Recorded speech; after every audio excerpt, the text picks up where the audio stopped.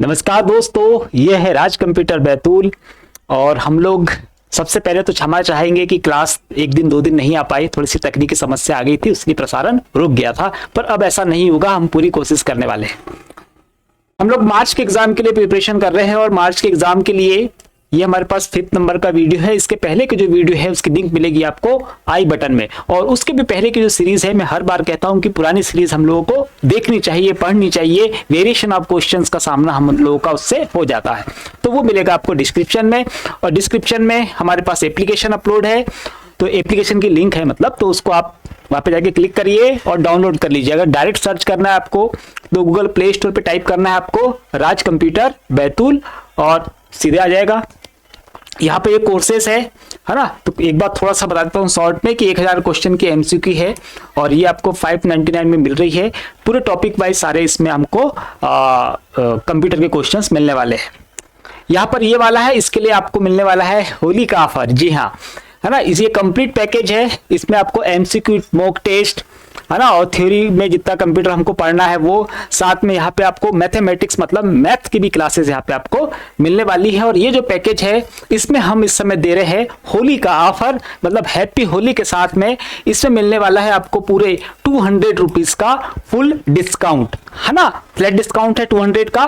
तो जाके अब इसको ले सकते हो आप, सस्ता पड़ेगा लेकिन पूरे दमदार पैकेज के साथ मिलने वाला है। तो जाकर आप इसको ले सकते हैं। याद रखिएगा आपको वहां पे कूपन कोड यूज करना होगा।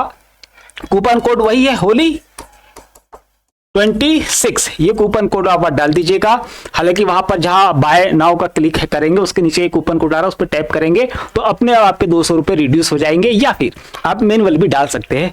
ठीक है, तो देख लीजिए। और ये मॉक टेस्ट है ना। तो एग्जाम के समय हमारे को मॉक टेस्ट की बहुत आवश्यकता होती है कि कैसी प्रिपरेशन हमारी हुई है, उसकी तैयारी का जायजा लेने के लिए। तो ये अलग से वहां पर डले हुए भी है, आप चाहे तो ये ले लीजिए, ये ले लीजिए, ये ले लीजिए, या आप यूट्यूब पे पढ़ लीजिए। पर आप पढ़ लीजिए, आप सभी को क्वालिफाई होना है। हम लोग पूरी कोशिश करेंगे हर एक स्तर पर। ठीक है, चलिए आज का पहला प्रश्न है, MS एक्सेल 2019 में कौन सा फंक्शन अपने आर्गुमेंट को गुना करता है। मतलब कि आर्गुमेंट मतलब कि भैया कौन सा फंक्शन, है ना। आर्गुमेंट मतलब कौन सा फंक्शन क्या करता है, गुना, मतलब कि इस तरीके से 2 गुणित 2 करेगा। तो ऐसा कौन सा फंक्शन है जिसका प्रयोग करके हम दो सेल एड्रेस के बीच या दो संख्याओं के बीच क्या कर सकते हैं, गुना कर सकते हैं। वही हमसे पूछ रहा है। हमारे पास में है मूल, मल्टीप्लाई, प्रोडक्ट और मूल अर्ग। देखिए ये क्वेश्चन मैं पिछले बार भी सीरीज में कराया था और ये हमारे PYQ चल रहे हैं। तो इसके पहले अभी जो जनवरी में एग्जाम हुए हैं उसमें भी ये क्वेश्चन पूछा गया है। तो जितने भी मैं यहाँ पर आपको फंक्शन के क्वेश्चन कराऊं उन क्वेश्चन को आप बिल्कुल रट लीजिए, याद कर लीजिए। उन्हीं में से हमारे एग्जाम में प्रश्न आते हैं, तो प्रैक्टिस जरूर करिएगा इसकी। तो यहाँ पर इसका जो आंसर होने वाला है क्या है, प्रोडक्ट है। ठीक है, तो ये प्रश्न इस तरीके से पूछेगा तो ये आंसर आ गया। ऐसा भी पूछता है, कैसे, आपको दे दिया उसने इक्वल प्रोडक्ट, है ना, और ब्रैकेट में लिख देगा 3 कॉमा और लिख दिया उसने 2, ऐसा लिख देगा, है ना। और आपसे पूछेगा कि इस फार्मूले का आउटपुट क्या आने वाला है ना। तो इसी प्रश्न को कैसा पूछेगा, ऐसा। तो यहां पे लिखा हुआ है प्रोडक्ट और बीच में 2 संख्याएं लिखी हुई है। तो आप मान लीजिए क्या करना है आपको, यहां पे करना है आपको 3 × 2 और क्या आंसर आएगा आपका 6। ठीक है, तो ये फार्मूला आपको दिखे कोष्टक में और कॉमा लगा के संख्याएं लिखी है तो समझ जाइए उन संख्याओं का आपस में क्या करना है, गुना। और छोटी छोटी संख्या आती, बहुत बड़ी संख्या वहां पर नहीं आने वाली है। ठीक, बस इसको याद रखिएगा। अगला प्रश्न है, OSI मॉडल की कौन सी लेयर डेटा इंक्रिप्शन के लिए जिम्मेदार है। भाई डेटा इंक्रिप्शन क्या होता है, तो डेटा को एक ऐसे फॉर्मेट में बदल दिया जाता है जिसे आसानी से या बिल्कुल भी पढ़ा ना जा सके, वो होता है इनक्रिप्ट। किस लेयर पे होता है, ये हमारा प्रश्न का क्वेश्चन है।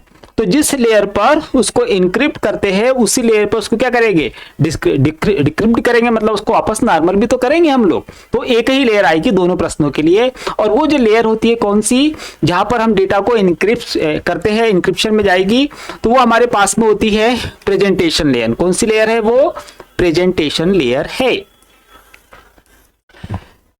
प्रेजेंटेशन मतलब जहां पर हमारा डाटा जाके क्या होगा, प्रेजेंट होगा, है ना, वहीं पर डेटा में कोड को चेंज किया जाएगा, समझने योग्य बदला जाएगा।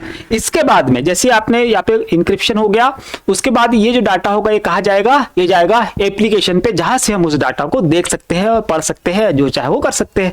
ठीक है, तो याद रखना, इसके बाद डाटा कहाँ जाएगा हमारे पास में, एप्लीकेशन लेयर पे जाएगा। अच्छा, फिजिकल लेयर पे क्या होते हैं, हमारे सारे कंप्यूटर होते हैं, इक्विपमेंट्स होते हैं। नेटवर्क लेयर पर हमारे पास राउटर होता है, मतलब हार्डवेयर पार्ट्स होते हैं। सेशन लेयर में टाइम के स्लाइस डिवाइड होते हैं डेटा को ट्रेवल करने के लिए। ठीक, इतना सा याद रखिएगा और आपको पढ़ के लाना है पूरा। ओएसआई मॉडल जो है ये आपको पूरा पढ़ के जाना है। क्या क्या पढ़ के जाना है वो सुन लीजिए। ओएसआई मॉडल में टोटल 7 लेयर होती है। उन 7 लेयर के सीक्वेंस क्रम से आपको याद होने चाहिए, पहली चीज। दूसरी चीज, किस लेयर पर कौन सा प्रोटोकॉल काम करता है ये भी आपको याद करके जाना है ना। तो हमारे पास 7 लेयर है, तो 7 लेयर पर कौन कौन से प्रोटोकॉल है, तो एक टेबल बना लीजिए, है ना, उसमें लिख लीजिए और उसको एग्जाम तक के सिर्फ देखते रहोगे तो याद हो जाएगा। एक चीज याद रखिएगा कि YouTube पे हम लोग क्लासेस को उतने डिटेल में नहीं ले जा पाते हैं जितना की जरूरत होती है ना, उतनी चीजें, लेकिन मैं यहाँ पे वो सारी चीजें आपको बता देता हूँ जिनकी हमको जरूरत है ना। यहाँ पे समय का भाव रहता है, ड्यूरेशन ऑफ क्लास टाइम कम होते हैं, सीक्वेंस भी कम होते हैं, लेकिन मैं बता तो देता हूँ आपकी कौन कौन सी चीजें पढ़नी है, तो वो जवाबदारी आपकी है ना। आपको मतलब मैं जितने भी कंटेंट बताता हूं कि सर्च करना है, ढूंढ लेना है और तैयार करना है, वो जवाबदारी आपकी है, आपको करना है और खुद के नोट्स बना के तैयारी करनी है, तभी हमारा पेपर निकलेगा, आप मान के चलिए। ठीक है, चलिए अगली है, एनालिटिकल इंजन किसके द्वारा डिजाइन किया गया है। हिस्ट्री का क्वेश्चन है।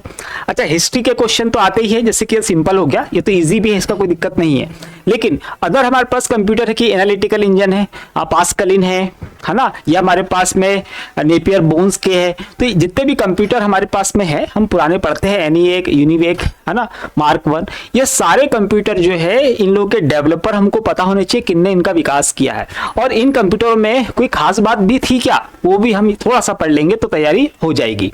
ठीक, यहां पर ये प्रश्न हमारे पास पे है कि एनालिटिकल इंजन का आविष्कार किसने किया है, तो ये हमारे पास में कंप्यूटर का जनक मतलब कि चार्ल्स बेबेज, और ईयर भी याद रख लेना। हालांकि ईयर याद रखने की आपको जरूरत नहीं है, वो मुझे याद रखने की जरूरत है। 1837 में एनालिटिकल इंजन को डेवलप किया गया था, और इसके पहले इनने डिफेंस इंजन, है ना, डिफेंस इंजन जो है उसको भी डेवलप किया था, वो 1822 की बात है, 1822 में डेवलप किया था। वो नहीं चला पर ये चल गया, और इसी को आधार माना हमने आधुनिक कंप्यूटर का, इसलिए चार्ल्स बेबेज को कंप्यूटर का जनक कहा जाता है, याद रखिएगा।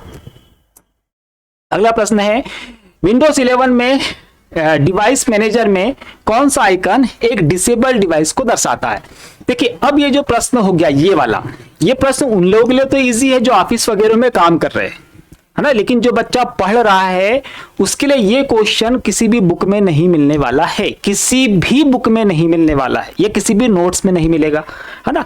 ये कहां पर है, जहां कोई व्यक्ति काम कर रहा है कंप्यूटर पे, उसको पता रहता है। क्यों पता रहता है कि किसी ऑफिस में है और प्रिंटर की बात होगी, प्रिंटर कैसा है, नहीं चल रहा है, लेकिन प्रिंटर कनेक्टेड है, ड्राइवर, है ना, लेकिन वो चल नहीं रहा है, तो जाके प्रिंटर की प्रॉपर्टी चेक की जाती है, और वहां पर उसका जो आइकन होता है प्रिंटर में, है ना, वहां पर कैसा होता है, ब्लैक कलर का डाउन एरो होता है। कैसा, ब्लैक कलर का एक डाउन एरो होता है, जिससे पता चलता है कि प्रिंटर डिसेबल है भैया, है ना। डिसेबल होने के कारण क्या होगा, वो चलेगा नहीं, है ना, आप प्रिंट दोगे पर वो लेगा ही नहीं, क्योंकि कंप्यूटर के हिसाब से कैसा है, वो डिसेबल्ड है, इनेबल नहीं है।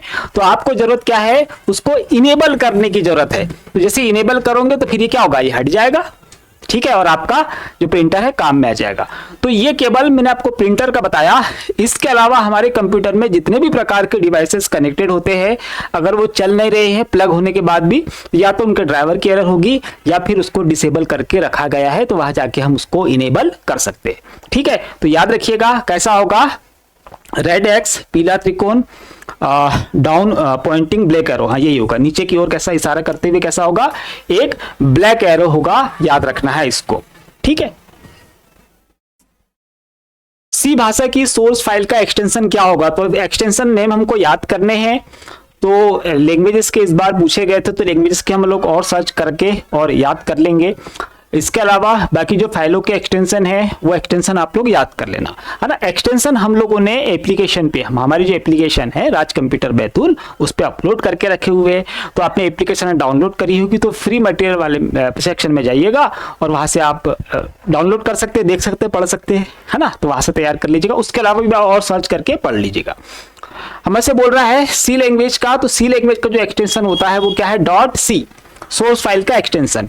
और यहां पर जो पहला वाला दिया है डॉट सीपीपी, ये किसका है, तो ये सी प्लस प्लस का है ना। सी प्लस प्लस कैसी है, एक ऑब्जेक्ट ओरिएंटेड प्रोग्रामिंग लैंग्वेज है। तो उसके एक्सटेंशन में क्या मिलने वाला है आपको, डॉट सीपीपी, है ना। इसके अलावा ये ऑब्जेक्ट के लिए EXE मतलब एग्जीक्यूटेबल फाइल जो होती है, जिन फाइलों को हम रन करते हैं उन फाइलों का एक्सटेंशन होता है डॉट EXE। कौन सी मेमोरी बायोस को स्थायी रूप से स्टोर करती है ना। बायोस को स्थायी रूप से, पुरानी जो सीरीज है उसमें भी हालांकि ये क्वेश्चंस मैंने डिस्कस किया है। देखिए हमारे पास में क्या है, बायोस है ना। बायोस के लिए हम लोग क्या बोलते हैं, बायोस एक क्या है, सॉफ्टवेयर है, एक प्रोग्राम है, छोटा सा प्रोग्राम है। इसको हम एक हार्डवेयर पार्ट के अंदर रखते हैं और वो जो हार्डवेयर पार्ट होता है वो क्या कहलाता है, वो कहलाता है हमारे पास में रोम। क्या है, रोम। इस प्रश्न का आंसर भी क्या आएगा, रोम आएगा। हार्ड बायोस क्या है, एक प्रोग्राम है और उसको स्टोर किया जाता है एक हार्डवेयर पार्ट में और हम उसको बोलते हैं रोम। रोम बेसिकली क्या है, तो रोम बेसिकली बायोस है। बायोस बेसिकली क्या है, तो बायोस बेसिकली रोम है। इतना याद रखिएगा। एक क्वेश्चन और याद रखिएगा कि हमारे एग्जाम में प्रश्न आता है कि निम्नलिखित में से कौन सा एक फर्मवेयर का एग्जाम्पल है, फर्मवेयर का एग्जाम्पल है। तो फर्मवेयर का जो एग्जाम्पल है हमारे कंप्यूटर में वो क्या है, वो रोम ही है। क्या है, रोम। रोम में क्या होता है, हार्डवेयर चिप लगी हुई है, उसके अंदर प्रोग्राम डला हुआ है। तो रोम के तीनों भाग भी याद रखना, जैसे क्या है, एक पी रोम है, एक हमारे पास में क्या है, ई पी रोम, और एक हमारे पास में है ई पी, और ये फिर से आ गया हमारे पास में रोम। इसका फुल फॉर्म होगा प्रोग्रामेबल रीड ओनली मेमोरी। ये हमारे पास में है erasable programmable read only memory. ये हमारे पास में है electrically erasable programmable read only memory. तीनों के भाग याद रखिएगा, है ना। और ये तीनों के जो जो यूज है, यूज ही बता दूं क्या, चलिए देखिए। पीरोम क्या है, पीरोम हम लोग यूज करते हैं यूज एंड थ्रो वाले फॉर्मेट में। मतलब बच्चों के आपने खिलौने देखे होंगे तो उस पर जो मेमोरी होती है कौन सी होती है, पीरोम। Use and throw electronic gadget जो चाइना के आते हैं उसमें सब में पीरोम होता है। एक बार यूज कर लिया तो दोबारा फेंकना है, वो वापस काम में नहीं आएगा। ये हमारे पास में है erasable programmable read only memory, मतलब इसको इरेज करके फिर से प्रोग्राम किया जा सकता है ना। मतलब हम मल्टीपल टाइम इसका यूज कर सकते हैं, लेकिन इसमें कंडीशन है। क्या कंडीशन है कि इसको फिर से अगर प्रोग्राम करना है तो इसको जिसने बनाया है मतलब मैन्युफैक्चर के पास में इसको निकाल के वापस भेजना पड़ेगा, वो फिर से प्रोग्राम करके फिर आपको लौटाएगा। इसके बाद में हमारे पास में है ये वाली electrically erasable programmable read only memory. तो ये वाली जो रोम होती है इसको फिर से इरेज करके हम लोग डाटा उसमें रीसेट कर सकते हैं। और इसमें खास बात यह है कि इसको रीसेट करने के लिए या इरेज करके फिर से डाटा डालने के लिए हमको वापस मैन्युफैक्चर के पास भेजने की आवश्यकता नहीं होती, हम खुद ही कर सकते हैं, है ना। उसका नाम ही क्या है, इलेक्ट्रिकली, मतलब हाई वोल्टेज की पल्स हम उसको देंगे और रीसेट हो जाएगा। तो इसको भी याद रखना। इसके अलावा यहाँ पर रैम है, रैम वोलेटाइल मेमोरी, इसमें डाटा हम सेव नहीं कर सकते हैं। कैश मेमोरी, इसमें भी रजिस्टर का यूज किया गया है, इसमें भी स्थायी रूप से हम डाटा सेव नहीं कर सकते। हार्ड डिस्क है, तो हार्ड डिस्क में हम लोग डाटा स्थायी रूप से सेव कर सकते हैं, लेकिन उसमें हम बायोस को सेव नहीं कर सकते, ठीक है, इसलिए याद रखिएगा। अगला है MS वर्ड 2019 में मेल मर्ज का उपयोग किस लिए किया जाता है। भाई मेल मर्ज के क्वेश्चन हमारे एग्जाम में आते ही है, तो ये क्वेश्चन बिल्कुल 1 नंबर देके जाएगा। मेल मर्ज का यूज क्यों हम करते हैं, एक ही लेटर को मल्टीपल लोगों को अगर हमको भेजना है तो हम मेल मर्ज का यूज करते हैं। Mail merge basically MS Word में हम लोग यूज करते हैं और मेलिंग टैब के अंदर हमको मेल मर्ज के सारे फीचर्स मिल जाते हैं। वहां पर सबसे पहले जो हमको टूल बॉक्स मिलता है वो क्रिएट का मिलता है, और क्रिएट के अंदर हमको मिलते हैं एनवलप और लेबल के ऑप्शन। तो एनवलप कहां मिलेगा, क्रिएट में। एनवलप कहां मिलेगा, वो भी क्रिएट में, है ना। और टैब पूछेगा तो मेलिंग टैब बता दीजिएगा। इतने क्वेश्चन कम से कम वहां पर तैयार होने चाहिए। प्रश्न हमसे पूछ रहा है कि मेल मर्ज का उपयोग क्यों करते हैं, तो मैंने पहले बता दिया, मल्टीपल लोगों को एक साथ भेजने के लिए। तो ये बोल रहा है बल्क पर्सनलाइज लेटर बनाने के लिए, हाँ ये सही हो सकता है। स्पेलिंग चेक करने के लिए नहीं होगा, डॉक्यूमेंट प्रोटेक्ट करने के लिए नहीं होगा, टेबल इंसर्ट करने के लिए नहीं होगा, यही वाला सही है। बल्क मतलब कि बहुत ज्यादा क्वांटिटी में, पर्सनलाइज मतलब कस्टम किए हुए लेटर बनाने के लिए हम लोग मेल मर्ज का यूज करते हैं। अगला है एक हार्ड डिस्क को ट्रैक में विभाजित किया जाता है जिन्हें आगे किसमें उप विभाजित किया जाता है ना। मेरे ख्याल से इसके पहले की वीडियो में भी क्वेश्चन रहा होगा, शायद रिपीट हो गया, पर आप सुन लीजिए कि हमारे पास हार्ड डिस्क जो होती है ना, चाहे हार्ड डिस्क हो, चाहे सीडी डीवीडी हो, ब्लूरे डिस्क हो या फ्लॉपी डिस्क हो या स्वयं हार्ड डिस्क हो, इसमें डाटा सेव करने के लिए हम लोग किसमें करते हैं, इस तरीके से ट्रैक में करते हैं। और ये ट्रैक हम लोग डिवाइड कर देते हैं, किसमें हम लोग डिवाइड कर देते हैं, सेक्टर्स पे, है ना। और एक जो सेक्टर होता है इसमें 512 KB डाटा आता है, ये भी आप याद रखिएगा। क्या आएगा इसका आंसर, सेक्टर आएगा, इसको याद रखना। एंड्रॉइड ऑपरेटिंग सिस्टम द्वारा डेटा स्टोरेज के लिए किस डेटाबेस का उपयोग किया जाता है, किसकी बात कर रहा है, एंड्रॉइड जो हम लोग यूज कर रहे हैं। तो एंड्रॉइड बेसिकली हमारे पास अभी आधुनिक युग का ऑपरेटिंग सिस्टम है ना, और बहुत यूजफुल है, बहुत ज्यादा हम लोग उसको यूज करते हैं, छोटा सा है और ओपन सोर्स भी है। तो ऑपरेटिंग सिस्टम एंड्रॉइड अगर हम यूज कर रहे हैं तो डेटा स्टोरेज के लिए हम किस डेटाबेस याद होगा आपको, डेटाबेस हम लोग यूज करते हैं बैकएंड में डाटा को सेव करने के लिए, है ना। तो यहाँ पर अगर हम बात करें एसक्यूएल सर्वर, ओरेकल, एसक्यूएललाइट और DB2, ये सारे के सारे संबंधित है किससे, डेटाबेस से संबंधित है। इन सभी में डेटा को स्टोर करके रखा जाता है, लेकिन सब अलग अलग जगह पे। हम बात करें एंड्रॉइड में, तो एंड्रॉइड में क्या करते हैं हम लोग, तो हम लोग यूज करते हैं एसक्यूएल का। किसका यूज करेंगे, एसक्यूएल का। भी वर्तमान समय में सबसे ज्यादा वही चलती है, एसक्यूएल का। लेकिन चूंकि मोबाइल है हमारे पास में, हमारे पास उतना ज्यादा डेटा वहां पर होता नहीं है, इसलिए हम यहां यूज करते हैं किसको, एसक्यूएललाइट को। एसक्यूएललाइट का यूज किया जाता है किसमें, एंड्रॉइड ऑपरेटिंग सिस्टम में बैकएंड में डाटा को स्टोर करने के लिए, ये भी याद रखिए। MS पावरपॉइंट 2019 में ट्रांजिशन टैब का उपयोग किसके लिए किया जाता है। देखिए जहां पर भी ट्रांजिशन वर्ड आए, पावरपॉइंट का क्वेश्चन है, जहां भी ट्रांजिशन वर्ड आए तो याद रखना हमेशा 2 स्लाइड्स की बात हो रही होगी या मल्टीपल स्लाइड्स की बात हो रही होगी। जब एक स्लाइड जाएगी और दूसरी स्लाइड आएगी तो किस तरह का एनिमेशन वहां पर क्रिएट हो, है ना। तो वो जो एनिमेशन होता है स्लाइड का वो कहलाता है ट्रांजिशन। अब जब हम किसी ऑब्जेक्ट, है ना, कोई वस्तु होगी, कोई चित्र होगा, उसके ऊपर कोई इफेक्ट डालते हैं तो वो कहलाता है उसका एनिमेशन। तो एनिमेशन वर्ड जुड़ा होता है किससे, ऑब्जेक्ट के साथ में। और अगर हम बात करें किसकी, ट्रांजिशन वर्ड, तो ट्रांजिशन वर्ड जुड़ा होता है 2 स्लाइडों के आने जाने के बीच के समय के लिए। तो किसके लिए आएगा ये, स्लाइड बदलने के प्रभाव को सेट करने के लिए पहले वाला सही है। टेक्स्ट को एनिमेट करना ये नहीं होगा, ग्रामर चेक, स्लाइड प्रिंट करना नहीं, ये नहीं होंगे, है ना। क्या आएगा इसका, स्लाइड बदलने के प्रभाव को सेट करना कि किस तरीके से अपेयर हो सेकंड वाली स्लाइड। कौन सा डिवाइस ध्वनि तरंगों को विद्युत संकेतों में बदलता है। ध्वनि तरंगे भैया ये जो आवाज होती है ना, इसको कौन बदलेगा, किसमें, विद्युत संकेतों में बदलेगा। तो हमको पता है ये हम यूज करते हैं किसका, माइक का यूज करते हैं। हमने अलग अलग प्रकार के माइक आप लोगों ने देखे होंगे, तो वो सारे के सारे क्या करते हैं, ध्वनि तरंगों को विद्युत तरंगों में बदलते हैं और इनपुट दे देते हैं, चाहे एम्पलीफायर को दे या हमारे कंप्यूटर को दे। ठीक, तो ये याद रखना। इसका विपरीत होता है स्पीकर। स्पीकर क्या करता है, विद्युत तरंगों को ध्वनि तरंगों में बदलता है, ये भी याद रखना, एग्जाम में प्रश्न आएगा। तो क्या है इसका, माइक्रोफोन। और माइक को हम लोग माइक्रोफोन बोलते हैं, ये भी याद रखना। माइक तो हम लोग क्या करते हैं, माइक्रोफोन को प्यार से बोल देते हैं, शॉर्ट में बोल देते हैं। पूरा नाम क्या है उसका, माइक्रोफोन है। फिर हमारे पास में है इंपैक्ट प्रिंटर। आमतौर पर होते हैं इंपैक्ट प्रिंटर, सुन लीजिए इंपैक्ट प्रिंटर क्या होते हैं।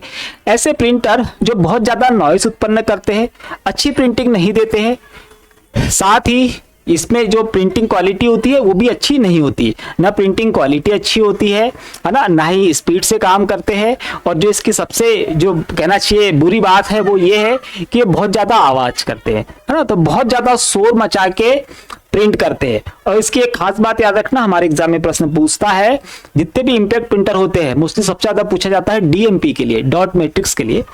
तो उसका जो हेड होता है, इंपैक्ट प्रिंटर का जो हेड होता है, ये सीधे पेपर के संपर्क में आता है प्रिंट करने के लिए। क्यों, क्योंकि डायरेक्ट हेड से प्रिंट किया जाता है ना। बाकी नॉन इंपैक्ट प्रिंटर की बात करें तो वहां पर अलग अलग तकनीक यूज की जाती है, वहां पेपर के संपर्क में हेड नहीं आता है। तो क्या आएगा इसका आंसर, आवाज करने वाला, शांत, उच्च गुणवत्ता, रंगहीन। तो रंगहीन तो कोई भी प्रिंटर नहीं होता है, उच्च गुणवत्ता इसकी नहीं होती है, लो क्वालिटी होती है, शांत ये रहता नहीं है, ये बहुत ज्यादा क्या करता है, नॉइसी होते, बहुत ज्यादा आवाज करते हैं। इनमें से कौन सा बायोस का कार्य नहीं है। बायोस इसके पहले हमने देखा है कहाँ रहता है, रोम में रहता है। बेसिक इनपुट आउटपुट सिस्टम, क्या काम है इसका, है ना। तो ये क्या पूछ रहा है, कौन सा काम इसका नहीं है। पहले बोल रहा है पोस्ट, है ना, पावर ऑन सेल्फ टेस्ट। तो भैया ये तो बायोस का मुख्य कार्य है। जैसे हमने कंप्यूटर को बटन दबाया, पावर ऑन हुआ, बायोस एक्टिव होगा और सबसे पहले क्या करेगा, पोस्ट एग्जीक्यूट करेगा।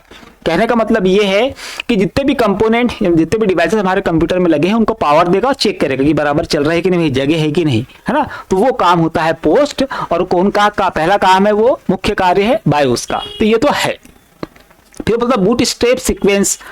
तो बूट स्ट्रैप का जो सीक्वेंस है ना, बूट स्ट्रैप मतलब बूटिंग होती है हमारी कंप्यूटर, तो वहां पे किस तरह से बूट करना है, मतलब किस डिस्क से। हमारे पास मल्टीपल क्या होती है, डिस्कें होती है कंप्यूटर में लगी हुई, है ना, 1 2 3 लगी हो सकती है, सीडी भी लगी हो सकती है, पेन ड्राइव भी लगी हो सकती है। किससे बूट करना है उस सीक्वेंस को भी हम सेट कर सकते हैं। कहां पर, बायोस में जाकर। वहां से चेंज कर देंगे तो उससे पेन ड्राइव से हो जाएगा, चेंज कर देंगे तो हार्ड डिस्क से, चेंज कर देंगे तो एसएसडी से, है ना, हम वहां से उसको कर सकते हैं। तो ये बिल्कुल काम उसका है। पूरा switch on UPS supply, UPS आपूर्ति को चालू करना, ये नहीं है भैया। यूपीएस का और बायोस का कोई लेना देना है नहीं, क्योंकि बायोस क्या है, सॉफ्टवेयर है। यूपीएस क्या है, एक हार्डवेयर इक्विपमेंट है जो क्या करता है, पावर सप्लाई का बैकअप है। हमारे कंप्यूटर को लाइट जाने के बाद थोड़ी देर तक चला के रखता है ताकि हम कंप्यूटर को प्रॉपरली शट डाउन कर ले। तो बिजली के लिए दिए जाने वाला बैकअप है ना। तो यूपीएस को भी याद रखना, बहुत बार एग्जाम में पूछता है। यूपीएस का full form uninterruptible power supply, Hindi में सुन लीजिए, अबाधित विद्युत आपूर्ति, अबाधित विद्युत आपूर्ति, है ना। तो कंप्यूटर के साथ में बैकअप, पावर बैकअप के लिए हम लोग इसका यूज करते ही करते हैं, तो उसको याद रखिएगा, है ना। सीमोस सेटअप, तो सीमोस सेटअप के लिए बायोस का हम यूज करते हैं। जो भी डेट टाइम वगैरह हम सेट करते हैं, पर्सनलाइज जो सेटिंग होती है वो सीमोस में रहती है। और वो कहां से सेट करते हैं हम लोग, बायोस से जाकर ही कर पाते हैं, ये भी याद रखिएगा। अगला प्रश्न है, एमएस पावर पॉइंट 2019 में न्यू स्लाइड बटन किस टैब में होता है। तो इसको ध्यान से याद रखिएगा, है ना। एमएस पावर पॉइंट 2019 की बात हो रही है। न्यू स्लाइड का जो बटन आपको मिलेगा वो कहां मिलेगा, स्लाइड ग्रुप में, मतलब न्यू स्लाइड ग्रुप में मिलेगा। और कहां मिलेगा ये मिलने वाला है आपको सबसे पहली टैब। कौन सी होती है सबसे पहली टैब, वो होती है होम टैब। तो होम टैब में स्लाइड ग्रुप के अंदर आपको क्या मिलने वाला है, न्यू स्लाइड का ऑप्शन मिलने वाला है, इसको याद रखिएगा, है ना। इंसर्ट, डिजाइन और ट्रांजिशन में नहीं मिलेगा, वही मिलेगा। ओएसआई मॉडल में नेटवर्क लेयर प्रोटोकॉल कौन सा है, इसमें से कौन सा है नेटवर्क लेयर प्रोटोकॉल, ये हमसे पूछ रहा है। ठीक है, सबसे पहले हमारे पास में है आईपी, यूडीपी, टीसीपी और एचटीटीपी। मैंने पहले ही बोला है कि कौन सा प्रोटोकॉल किस लेयर पर काम करता है, ये आपको ढूंढ के सर्च करके और याद कर लेना है। और मैं आपसे आशा करता हूं कि आप ऐसा करेंगे, है ना, ताकि हमारा रिजल्ट अच्छा हो जाए। चलिए, तो हम बात करते हैं सबसे पहले एचटीटीपी की। तो एचटीटीपी जो हमारे पास में है, ये कहाँ का है, तो ये हमारे पास में वेब सर्वर पे हम लोग यूज करते हैं। तो ये हमारे पास वेब सर्वर कहाँ पे यूज करेंगे हम, एप्लीकेशन लेयर पे, है ना। तो HTTP क्या है आपके पास में, एप्लीकेशन लेयर प्रोटोकॉल है, ये याद रखिएगा। फिर हमारे पास में TCP और UDP, ये दोनों के दोनों जो प्रोटोकॉल है ये काम करते हैं ट्रांसपोर्ट लेयर, है ना। हमारे पास जो ट्रांसपोर्ट लेयर होती है उस पर ये दोनों के दोनों प्रोटोकॉल काम करते हैं। अब हमारे से पूछ रहा है नेटवर्क लेयर। तो नेटवर्क लेयर पे जो प्रोटोकॉल है वो हमारे पास में है आईपी, इंटरनेट प्रोटोकॉल। ये काम करता है नेटवर्क लेयर पर, ये याद रखना, है ना। और नेटवर्क लेयर पे क्या होता है, राउटर भी होता है। तो वहां पे क्या होती है, पैकेट स्विचिंग होती है। पैकेट को छोटे छोटे भागों में बांट दिया है टीसीपी ने, और राउटर क्या करेगा, उसको अलग अलग जगह पे भेजेगा। तो अलग अलग जगह पे भेजने के लिए उसको क्या लगेगा, एड्रेस भी तो लगेगा। तो राउटर के साथ में क्या, तो जो पैकेट होते हैं छोटे छोटे हिस्से में जब बांटे जाते हैं उन्हीं के साथ में उसमें जोड़ देते हैं क्या, आईपी, मतलब वो गलत पते पे ना जाए। तो याद रखिएगा आईपी होता है नेटवर्क लेयर पर, हमारा राउटर भी नेटवर्क लेयर पर ही होता है। चलिए अगला क्वेश्चन है, वेब ब्राउजर का प्राथमिक कार्य क्या है। क्या होता है वेब ब्राउजर का, अच्छा उसके पहले एक चीज याद रखना, आप लोगों को 10 वेब ब्राउजर के नाम याद करने हैं और 10 सर्च इंजन की। ये दोनों के दोनों नाम जो है ये आप लोगों को अच्छे से तैयार करके याद कर लेने हैं एग्जाम तक के। ठीक है, कर लोगे, ठीक। वेब ब्राउजर क्या है, तो हम वेब इंटरनेट पे जब भी हमको काम करना है तो वेब ब्राउजर की सहायता से ही हम लोग करते हैं, ये जरूर याद रखिएगा। टेक्निकली हम लोग समझ लेते हैं। या बोल रहा है HTML को कंपाइल करना, इंटरप्रेट करना, डीकंपाइल करना या HTML बनाना। HTML बनाने के लिए तो हम नोटपैड का यूज करते हैं, तो सीधे सीधे यहाँ से खारिज हो गया। यहाँ इतना समझ लेते हैं। देखो यहाँ कंपाइल है, इंटरप्रेटर है, कंपाइल, डीकंपाइल। तो डीकंपाइल को आप क्लोज कर दो, है ना, डीकंपाइल यहाँ पे नहीं आएगा। कंपाइल और इंटरप्रेटर इनकी हम बात करें, दोनों का यूज करते हैं हम लोग अनुवाद के लिए, है ना। अब हमारे पास में वेब ब्राउजर की एक्चुअल क्या काम में आता है तो वो सुन लीजिए। वेब सर्वर, है ना, मतलब कि हमने कुछ कंटेंट डाला है, वेबसाइट का नाम डाला है, कंटेंट डाला है, सर्च करने के लिए डाला है या वेबसाइट ओपन करने के लिए डाला है।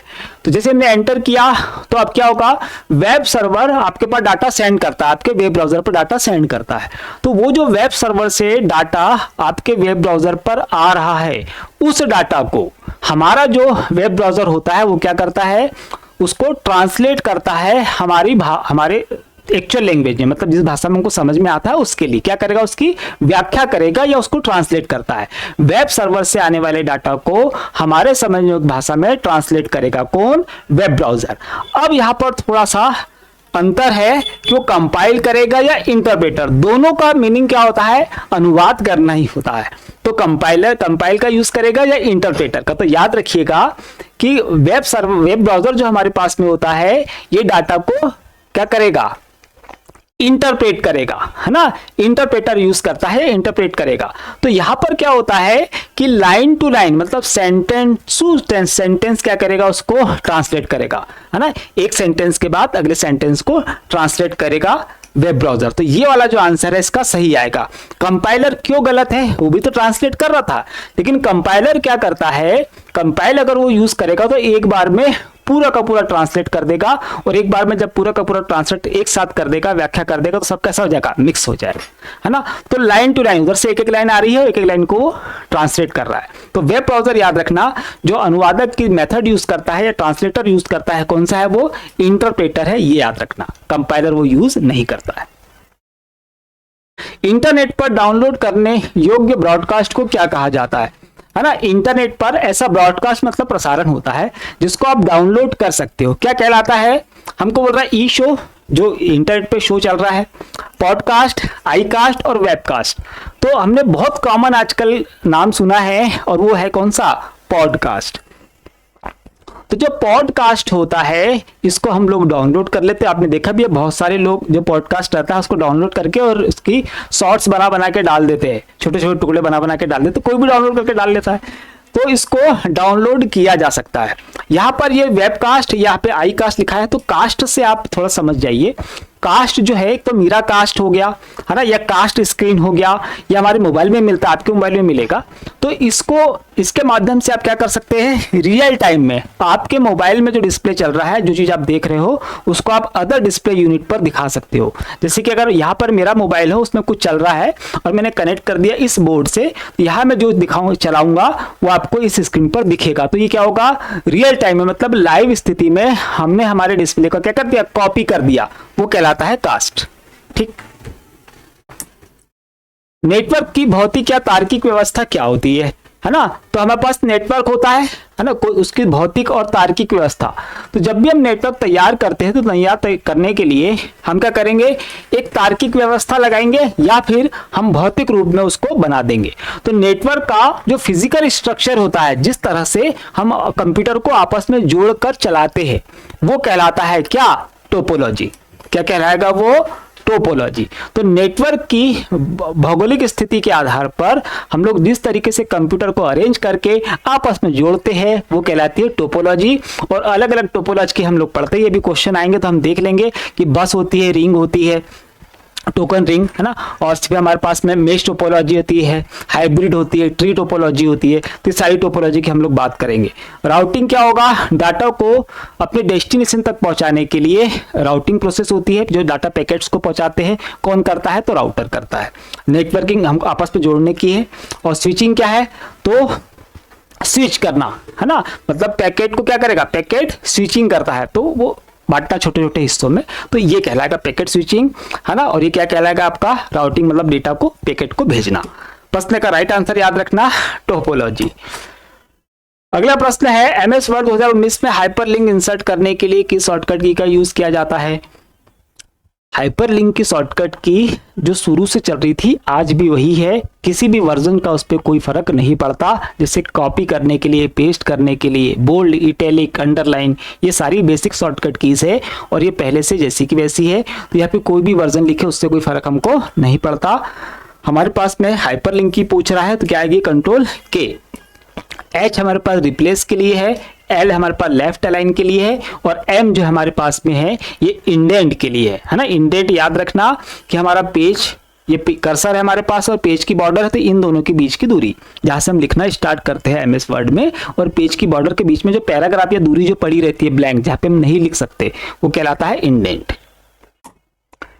अगला प्रश्न है, एक्सेल का कौन सा फीचर आपको रो और कॉलम को फ्रीज करने की अनुमति देता है ना, कि रो और कॉलम को आप क्या कर सकते हो, फ्रीज कर सकता है। ऊपर की तरफ हमारे पास कॉलम है और इस तरफ क्या रहती है, इस तरीके से रो रहती है।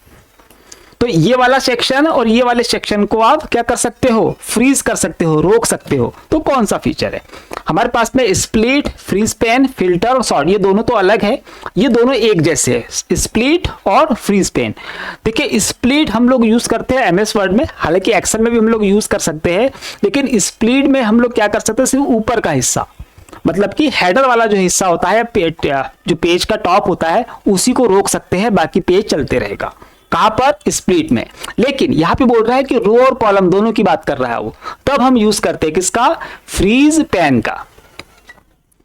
फ्रीज पेन में हम कॉलम को भी रोक सकते हैं ऊपर वाला, और जो रो आती है साइड से उसको भी रोक सकते हैं, है ना। तो दोनों को हम रोक सकते हैं। क्यों रोकते हैं, जैसे ऊपर का हमने रोक दिया, अभी नीचे एंट्री करते चलेंगे तो ये हेडिंग जहां के वहां रुक गई।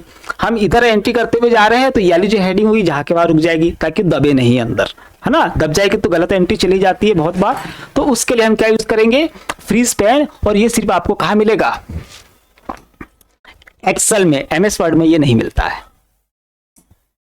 चलिए, तो ये हो गया हमारे पास में, आज 5th नंबर का क्लास हो गई है।